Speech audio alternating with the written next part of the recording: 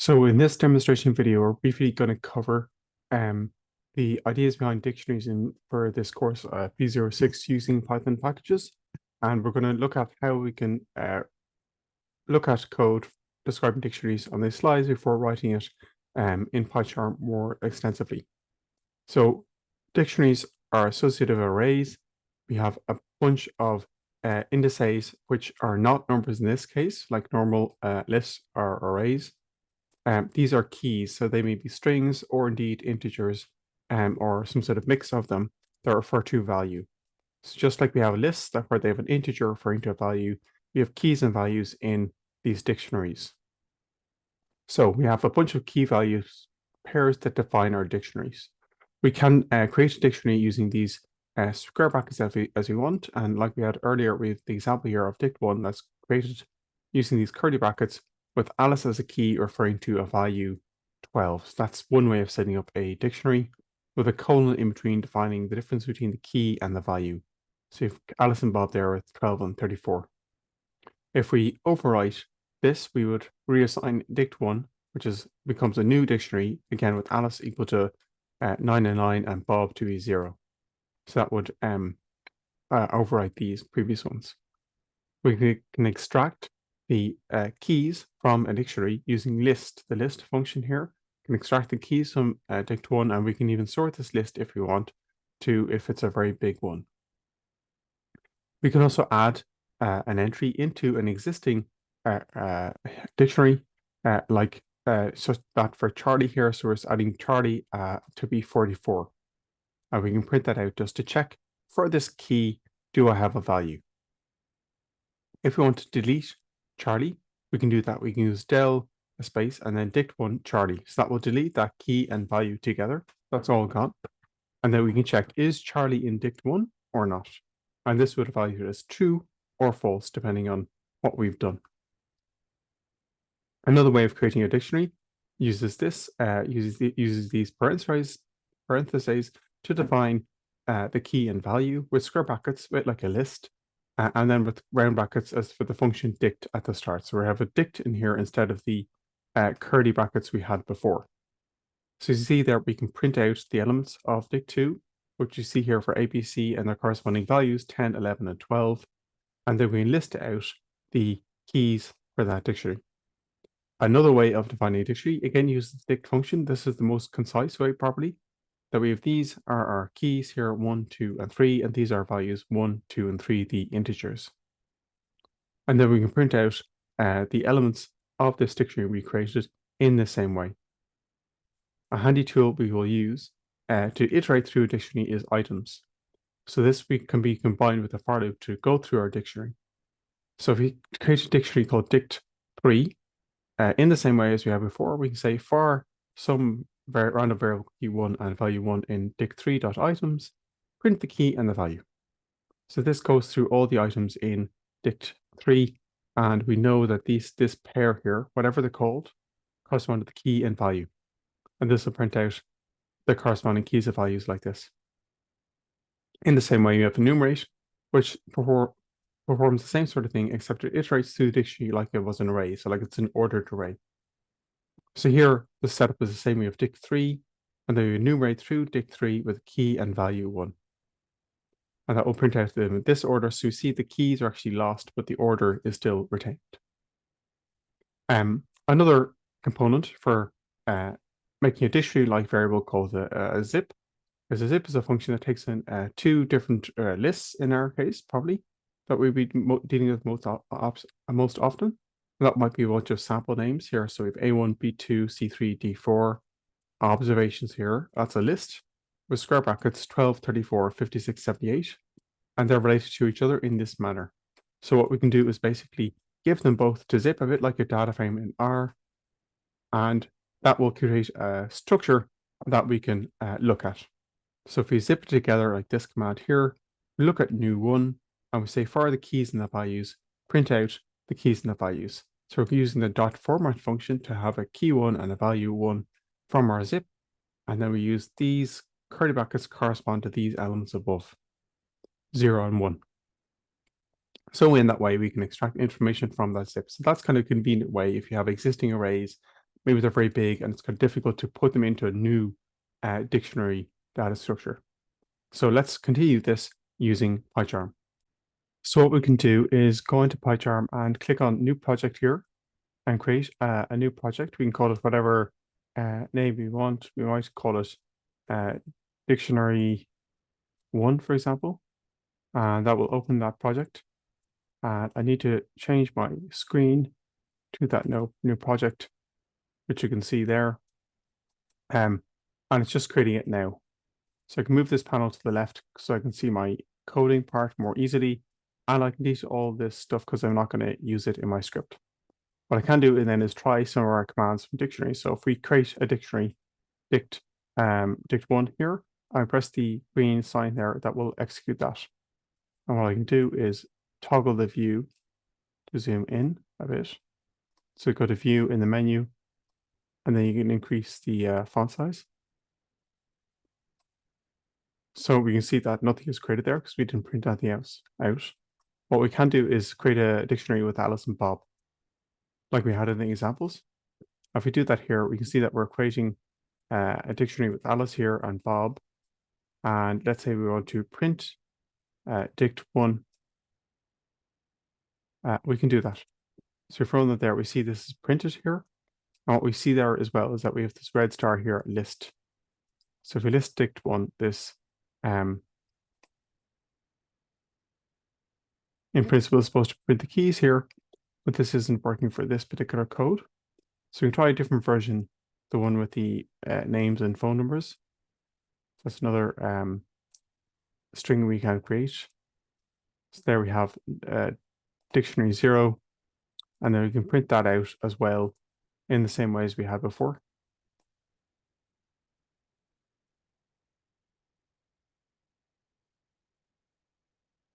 So you can see there, James, Ellen, Bill, and Susan are printed out. One note is that we have to put this in quotation marks because it's interpreting it as a calculation. And we want the string of characters. So we have to treat it like a string to retain those numbers. So then we can check as well what's the number of entries inside this dictionary.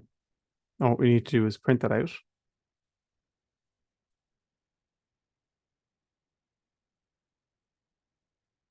So you see that there's 4 entries inside there. In the same way, we can add things into this dictionary. So if we have dict0 there, we could have new entry dict0 with square brackets, and we might have a new entry that's called Bob. And by Bob's value might be, let's say 1, 2, 3, 4. And then we can print the length of the dictionary at the end. And then also print out the dictionary contents as well. We might separate that by a new line. And we're going to print the actual dictionary there.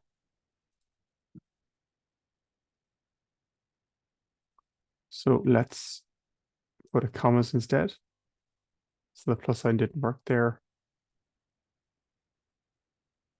So you see there we have 5 entries, and we see there that Bob has been added to the end. So Bob is there, Bob has been added to the end. And we see that that error before we had in relation to the commas was that that particular way of writing the code didn't work for these items because they're more complex than a single variable, single vector. If we want, we can delete James. So we're going to delete dict0, and we're going to delete the entry for James. We're going to rerun that code and see what happens. So we have 4 elements: Ellen, Bill, Susan, and Bob. James is gone. So that's the way of deleting an entry. Another way of creating a dictionary we had previously as well was to use the function dict. So we just change this here, dict, and we have square brackets, round brackets at the start, then square brackets. And we have square brackets, round brackets for each entry. So we have James here, and then we have a round bracket at the end of that. So James points to that number with a comma in between. So this is kind of like a list type structure in some ways. We just put L and we replace the comma with the colon instead of the is gone and the comma is replaced it. And we have the brackets as well. We do that for all the entries. We just note we remove this curly brackets at the end, and you have to reflect the square bracket and round bracket there at the start. So we see there we now have created the list in the dictionary in the same way as before, just a different structure. If we left out this dict part and just put the square brackets in, this is not going to work. It's going to be like a list, but not really. So the code will struggle with that. So we want to leave it in there. And there's other versions as well. So for example, we could just simply have James equals this string of characters as one entry, and the same with Ellen is equal to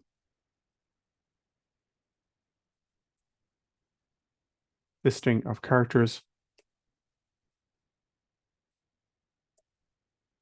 The same for Bill.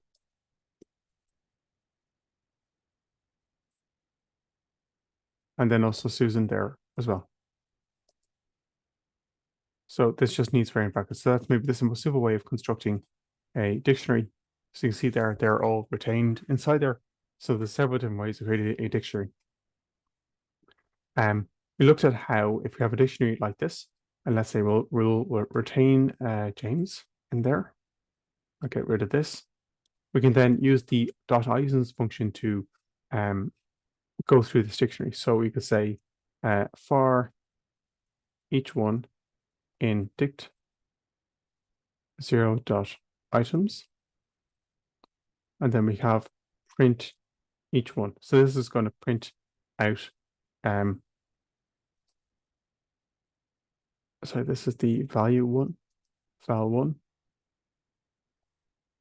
So we print out each key and value in this manner. So you see there we have James, Ellen, Bill, Susan there with their key and value together. If we leave out the value and just have each one being printed out, this puts them together. So that can also work, but it puts the key and value together, so they're not separate, depending on what we want.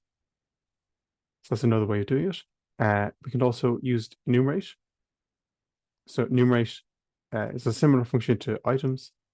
So it doesn't quite, if we try it like this, so let's say val one, I'm printing out each of the keys and values, and we run this, it'll have an error here because this function acts on dict one like that. So to run it in that manner, and we see you have each of the order for the dictionary entries inside there. So in some ways then items is probably the more useful function that we'll actually use in practice. So that's probably the most useful structure we would want to use. We also had zip. So let's say we have, let's create an empty list. Let's call it samples in square brackets. And then we have our samples there. So we're going to say samples I is equal to each one. And then we're going to put it after this I plus 1. I is equal to I plus 1. So we're setting I to be 0 at the start. Each time it iterates through samples with an S, it iterates through, it's going to put a new value inside. It's going to put each one inside there. And what we want to do then is print samples at the end. So if we run this, what we can see is that we have an issue with the samples I structure, that the element of I is not clear for this loop. So what we need here is a slightly different structure for adding samples into an array, into a list. So what we can do is use a function called samples.append, and that adds on an item into this empty list. So we can do it like that. Sample.append adds each one into there. So you don't actually need this I counter at all. So if samples is empty at the start, and we just append onto it each of the values that we have there, and then print it out at the end. So you can see that there we print James, Ellen, Bill, Susan, and Bob. Another way of doing that, so let's call it samples 2 is an empty list. We can simply take the print the contents of dict 0 to get the keys inside there. So if we do that, we can see that we print out the keys. So indeed, what we could do is simply assign the keys of dict 0 to be those values inside there. And indeed, what we could do is say this is the observations here. We want to have the observations are appended with the values one of each case. So that creates the obs contain the observations. And we could also print out the samples too. Like that, and we have the samples in separate. And what we could do then, just for the next structure, is use, and if we had a vector containing our samples only and our observations only in separate vectors for whatever reason, we could zip them together. We put our samples 2 inside there and then observations together and call it a new zip Z1. And then what we can do is print it out. So it's like a data frame in R. Print Z1, you can see that it's an object. So it's not actually something we can print out more easily. So what we can do then is use the same structure as we had before for each 2 in Z1. We might want to print this out. So a way of going about that then is slightly different. So if we try this naive approach, print each 2, what we see is that we get each value as a pair like we had before. So we might put in here as each 2 and val2 to get each as a pair. So if we run this, we can see there we get James, Ellen, and so on with the numbers. So we can do that as an option. And then another option was the one that was in the examples where we can use the dot format. So dot format basically is an add-on to .zip, and that can take the key 1 and value 1 from there. So we're taking each 2 and value 2 from there as 0 and 1 here and print them out too. So that actually gives the same result with a comma in between. So that's another way of looking at a dictionary. So that concludes this portion on victories. Please look at the next video that will look at regular expressions.